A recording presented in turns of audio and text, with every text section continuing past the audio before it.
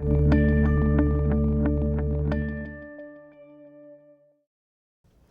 Ashley Redmond from Morningstar.ca, and I'm here with Director of Fund Analysis, Christopher Davis. Christopher, thanks so much for joining me. Thanks for having me. So today we're going to talk about changes in analyst ratings, specifically what drives the changes behind an analyst rating, because it can be a little worrisome for an investor when a fund they're following goes from silver to bronze.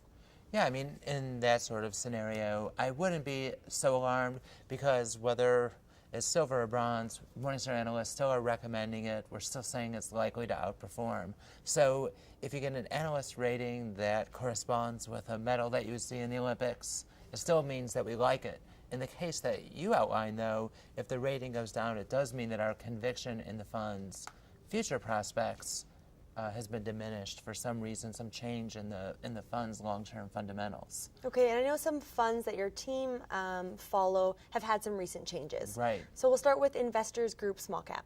Yeah, so this is an example of a fund which really hasn't undergone any changes, but its competitive universe has changed and our view of it has changed.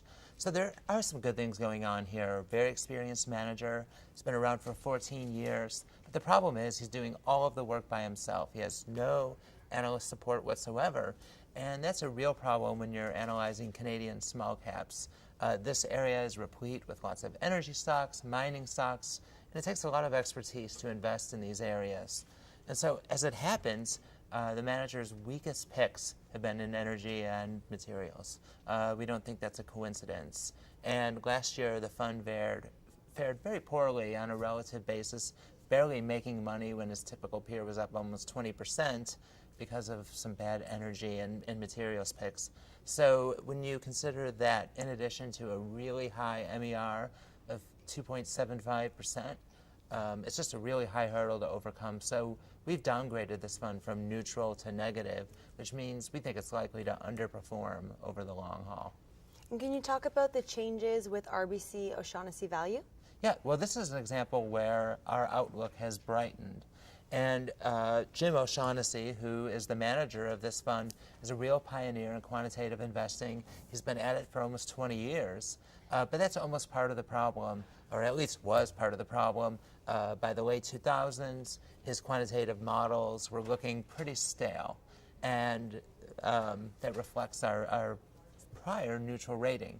However, since 2011, O'Shaughnessy has upped his game, he's beefed up his model, and rather than updating it once a year, he's updating it continuously, so his portfolio reacts much better to market conditions.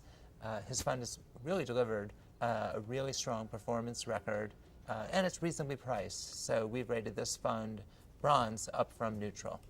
And your team has started and really initiated some new coverage on some new funds. So what goes behind that decision?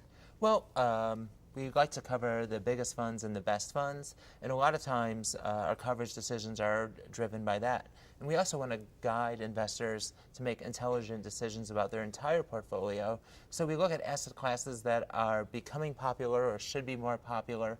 And one example is global bonds. So Canadians have lots of exposure to Canadian bonds, but we think investors need to think more broadly.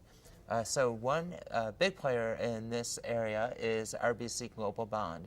And so we initiated coverage of this fund with a bronze.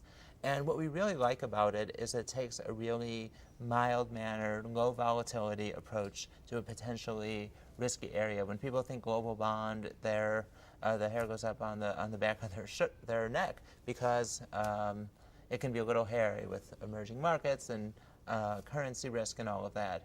So this fund has done a great job managing volatility. Great. Thanks so much, Chris. Thank you. To see more on analyst ratings, go to the fund page of Morningstar.ca.